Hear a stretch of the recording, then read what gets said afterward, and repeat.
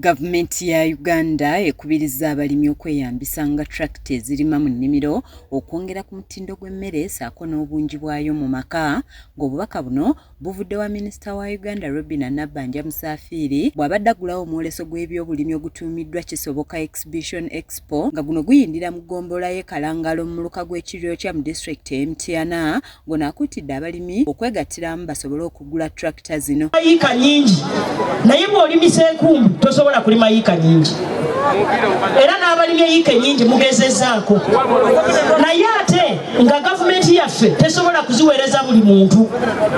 Abantu abamu osobola okwegulira ka tractor za mirundi mingi, waliwo kye bayita hand driven tractor eri wali example eri awo eyo ya milioni 8 kitundu. Tuli kutuukirako n'ezo tractor ze bagambye obuwanana, ate nawe tokisobola.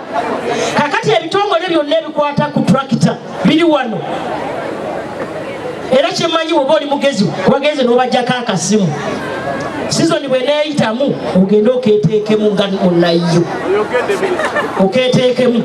Ssaabaminisita asinzidde mu mwolese guno n'ategeeza nti buli disitulikiti yakuweebwa akawumbi k'ensimbi kalamba okusobola okukulaakulanya enguudo kisobozese abalimi okutambuza obulungi ebyamaguzi byabwe.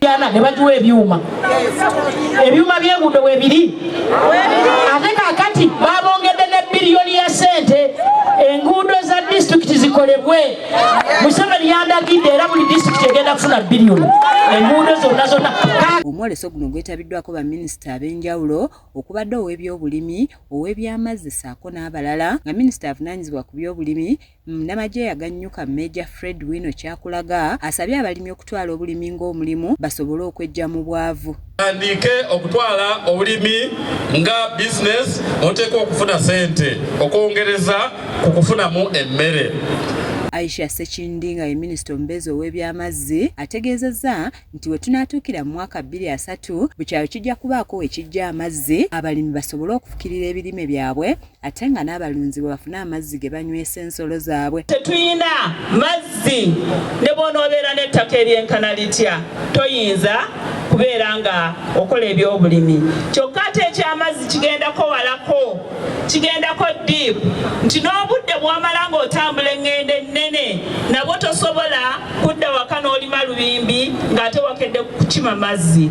Mu mwaka 2023 ngaffe minisitule y'amazzi tulina okuba nga ku buli kyalo kuliko amazzi. Omwolese guno gutandikidde Mtyana wabula nga gwakwetoolola mu bitundu by'eggwanga eby'enjawulo. Matiya Sekanjako yakusakidde eggulire lino ku lwa KSTV agaleero.